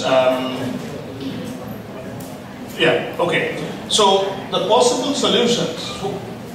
Where do you go from here? Okay? What should we do? I think the most important thing, as I said, is a joined-up approach. We need to build communities. It is not one single person or single institution's capability or capacity to do everything. We need to bring in various stakeholders, various players together. So that's one of the important things. And more importantly, also, it is to bring in the beneficiaries, the user communities, and those user communities could be academics, researchers, but also from various other disciplines and domains and NGOs and charities and so on. The second one would be to sort of to make at least whatever is available known to people, the discovery, the first step that we know that this information is available somewhere. Of course, the kind of policies are extremely important, because when you talk about research data, I mentioned to you there are no clear policies around sharing research data. There are also no clear policies in most countries, to the best of my knowledge, about sharing cultural heritage information. How much cultural heritage information you should share, and you should make openly accessible, under what terms and conditions. There are certain things that are very sensitive, there are certain things that belong to a particular community, or there are certain things that are related to the livelihood of certain communities. So there has to be some kind of policies and understanding about what information can be made accessible openly, and what information should be made available online, but can be accessed only under certain terms of reference, terms of use. Digitization is an activity, it is an ongoing activity. It should go on, and then there are again there is no need to do the duplication. That's why the community is coming together, all the bodies coming together, so that they can all share each other's activities and benefit from that. And the most important thing is the content provider and stakeholders should work together to build specific use cases. I will take only 30 seconds to expand on this, and then I'll finish. Remember, I said that there has to be a business model for open access. There has to be a business model. Why should we have open access and make the information available? And who pays for it? How long can we sustain that service? That is where the use cases are important. Remember, why do we exist? Why do the university libraries exist? Because it is part and parcel of the university education system. Why do government spend money for national libraries or public libraries? Because it is considered as part of the social development, knowledge development, development of people's skills and understanding. So we have to create use cases. Whether we make data accessible, research data accessible, or cultural heritage information accessible, we need to understand what are the specific benefits coming. And that is where my research comes in. That is where the UK government is providing money to involve partner countries and various partners and stakeholders to demonstrate use cases and target a specific impact group, specific beneficiaries, and demonstrate that there is, and that is what we are doing through the projects in Africa, that we are trying to see how cultural heritage information, education can promote better education, can contribute to the tourism industry development, can contribute to better health and hygiene, and so on and so forth. So specific use cases targeting and demonstrating benefit, and that is why we can then persuade and demonstrate that there is a clear benefit, so therefore the resources should be made available. I should stop here. Thank you very much for listening. I'll be more than happy to take questions, and I'll stop. Thank you. Vâng, cảm ơn tất cả các anh chị đã đến và có cái buổi lắng nghe hôm nay. Thì sau đây rất mong anh chị có câu hỏi nhanh với giáo sư cũng như là tổng giáo sư, vì cả hai đều là chuyên gia sâu về khoa học thông tin. Và có rất nhiều anh chị em có rất mong muốn mời anh chị. Vâng. Tức là đón ngay thầy sân bay xuống đây và nói luôn, không nghỉ. Vâng, với thầy, chị. Thank you so much. Yeah, please. Em chuyển mic. Thầy Hùng.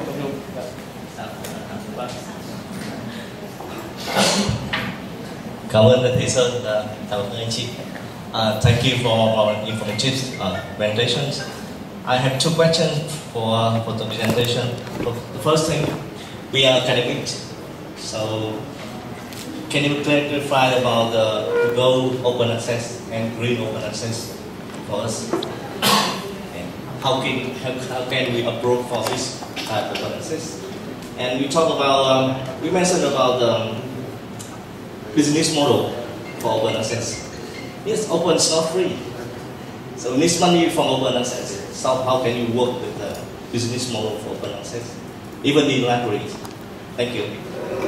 Okay, thank you very much. Okay, I do not need to explain gold open access and green open access to people, right? Or do I? Okay, let me briefly explain. Green open access is where the information is made available, the content is made available in open access mode where no payment is involved. And gold open access is where you pay money to the publisher for publishing your paper, and then the publisher makes it available, open access. Now both models are prevalent. In the Western world, particularly in the UK and Europe, I can see, and then mostly in North America as well, people are going for open access. Because what publishers now have agreed, in most cases, publishers agree to make one of your final version of your paper made available through institutional repositories. And that is where we have a clear role to play, and that is where we can achieve the benefit from open access. Imagine that all the university researchers here in this university, whenever their paper is accepted, they make the final version of their paper available through the institutional repository. Publishers accept that and allow that. So there is no cost involved. And imagine every university in the country does that. So through the open access sort of gateway, people can get free access to all the publications. It is a requirement now in the UK. It is a requirement in the UK now that any paper that I publish, within the first 3 months of its acceptance, not even publication, acceptance, it has to be made available in the institutional repository so that everybody can get a free access to that. So that's the way forward, I would suggest that, and publishers know that, publishers allow it. It is not illegal. So we should only encourage researchers and academics who publish papers that send us a copy of your paper to the institutional repository, and then each institution in this university in this country will have a repository.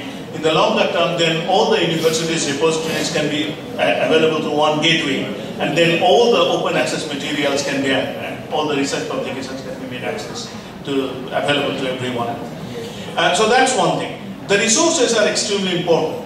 Now, one of the how can you ensure, because institutional repository, and I have a book actually, I've not shown here, I have a book where I have actually estimated and shown the clear costs of sustainable digital libraries, how much it costs to build an open access repository and how we can reduce that cost and so on. There's a cost involved, because imagine that all the researchers publish, make their content available to your institutional repository, so you have to maintain it, there has to be some people to check the quality of the material, etc., etc. But the good thing is that if you can do kind of a log, and first of all you need to do a marketing and make sure that people access it and use it. Then you do a log analysis, and then from that you can demonstrate that there are so many people using it. And therefore they are then citing those papers in their further writing and further research. So you then demonstrate that your open access repository is actually promoting further research. And they are used also in various other things like education and so on. So through that kind of data analytics, you can support the, or make a case for more resources to be made available for sustainability of your institutional repository.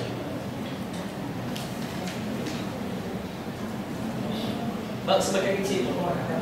Ví dụ vận chuyển chương trình.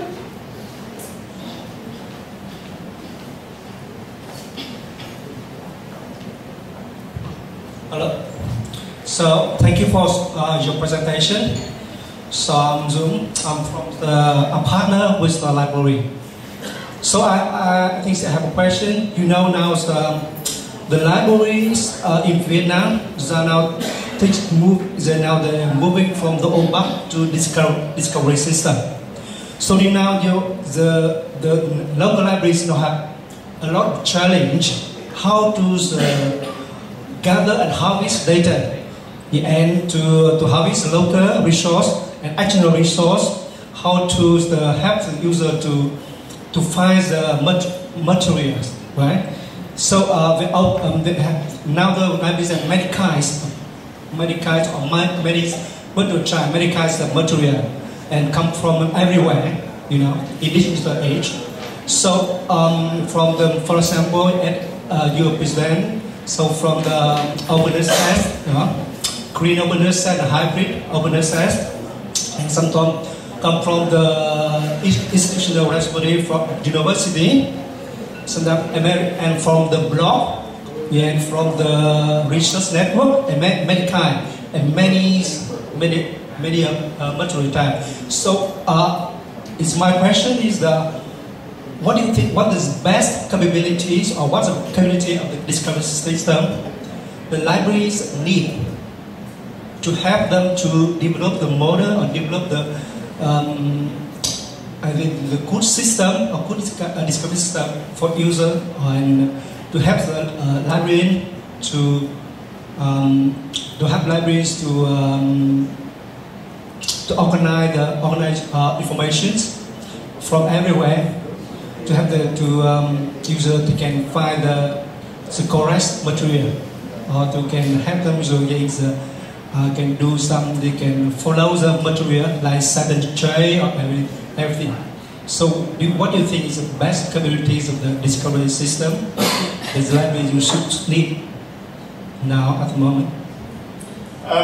I can only partially answer your question, not fully, because there are various issues associated with it. But if I understood correctly, what you are saying is that there are two challenges here. One related to resources, the other one is policies.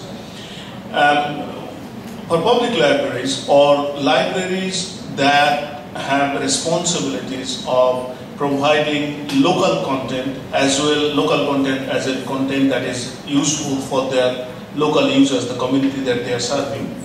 Unlike universities where there are students and academics, public libraries have a slightly different set of users. I think one of the key issues there is that it may be, I would advise that do not reinvent the wheel. Do not try to create a system of the resources that is already available or accessible anywhere else.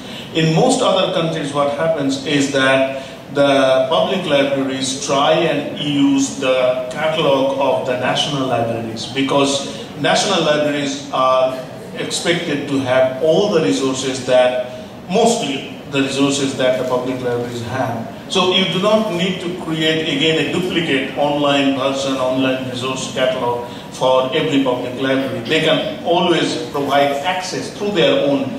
They may have a small special collection, small, which is relevant to that particular locality or that particular community. You only need to spend your resources for cataloging or for making that online accessible. But majority of the resources that public libraries provide access, it is expected that one of the regional libraries or one of the national libraries will have that. So you should tap onto that rather than spending your sort of limited resource in duplicating. Because imagine that each public library is spending their limited resource in recreating the same, duplicating the same effort. That's one thing.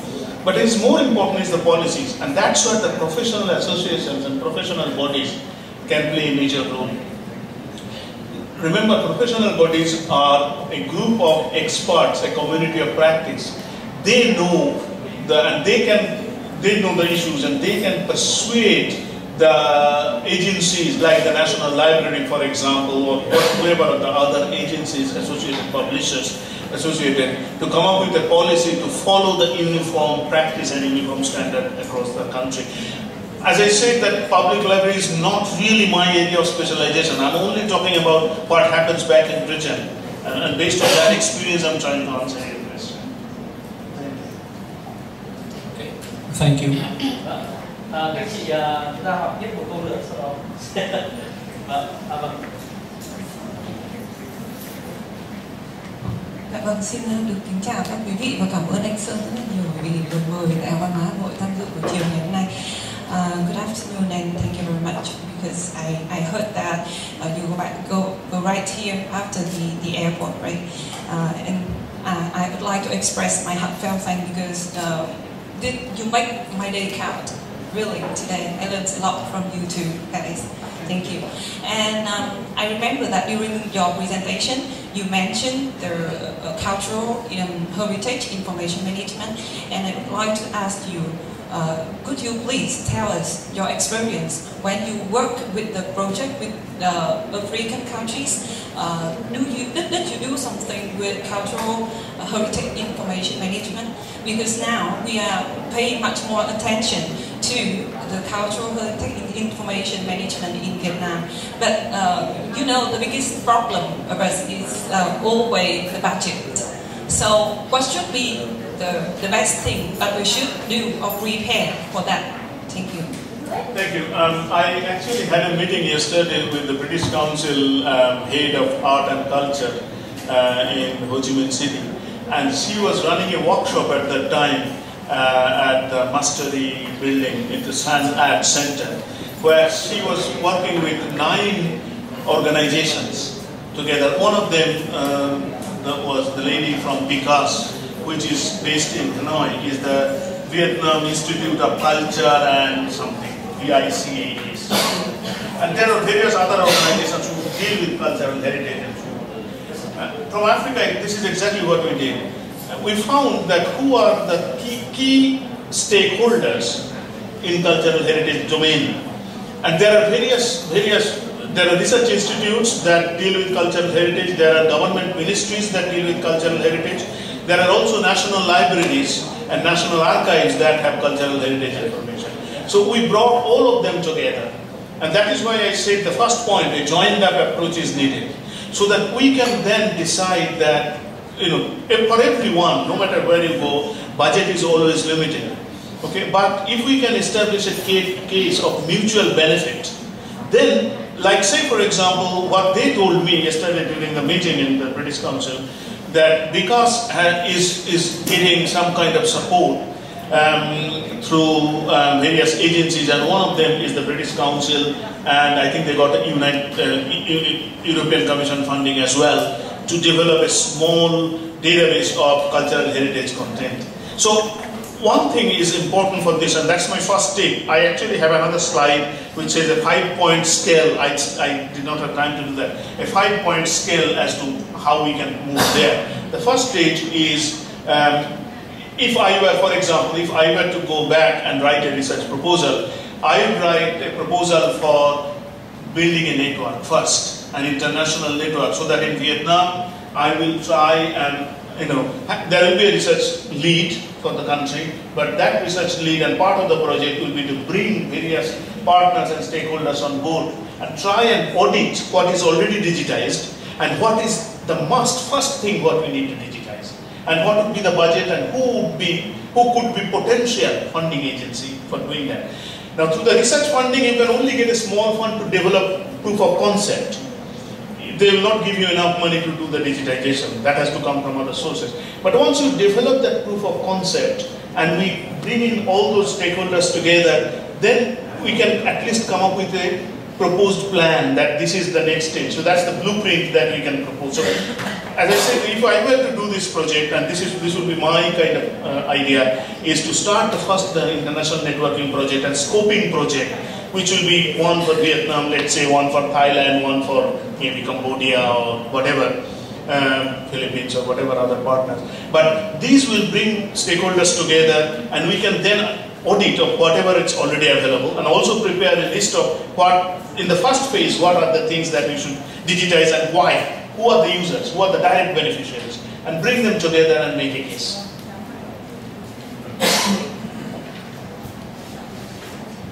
Thank you so much for presentation with Gobinda Chowdhury and Sudatta Chowdhury. Kính thưa anh chị, thì thời gian chúng ta sẽ hỏi rất là nhiều. Bây giờ một số chị em phải đi chợ. Các anh đàn ông chắc đi quán bia đúng không? Nhưng mà thay mặt cho Trung ương Viện rất cảm ơn các anh chị đã đến cái buổi hôm nay. Và trước khi tôi có cái lời tiếng Anh của thầy để cảm ơn thầy thì chúng ta sẽ có một kiểu ảnh chụp chung với nhau. Thank you so much for the presentation and on behalf of library and on behalf of the whole researcher, lecturer and library here, we have got a small gift on the dream. Chị Kim Anh đại diện cho trung tâm, chị Kim Anh xin tặng thầy cái món quà của chúng ta. Sau đó chúng ta chụp ảnh trên tay và cũng chia sẻ với chị em chúng ta sẽ có 3 kết nối với thầy. Chúng tôi sẽ gửi cái bài slide cũng như email của thầy để chúng ta kết nối. Một là cơ hội xin học bổng ở châu Âu. Cái thứ hai là kết nối về mặt học thuật của khoa như ngành thư viện của mình về thư viện số để giới thiệu. Cái thứ ba là báo cáo với thầy Trương, anh Giới và thầy Khang cũng như anh chị em là chúng ta sẽ cố gắng là Trung ương Thư viện ở Hà Nội sẽ cầu nối để trong vòng 2 năm nữa sẽ có một hội thảo quốc tế về thư viện số của iSchools sẽ tổ chức ở Hà Nội. Nếu mà cái duyên chúng ta đủ hợp, chúng ta sẽ chuẩn bị ngay từ bây giờ những bài viết bằng tiếng Anh. Sau đó khoảng 2 năm nữa thì sẽ qua thầy Gobinda sẽ có kết nối để mà tổ chức hội thảo quốc tế, và đây là đầu tiên của chúng ta là mở cái cổng ngành khoa học chúng ta ra thế giới. Thank you. Thank you. Có thể anh chúng ta chụp ảnh đây, chúng ta sẽ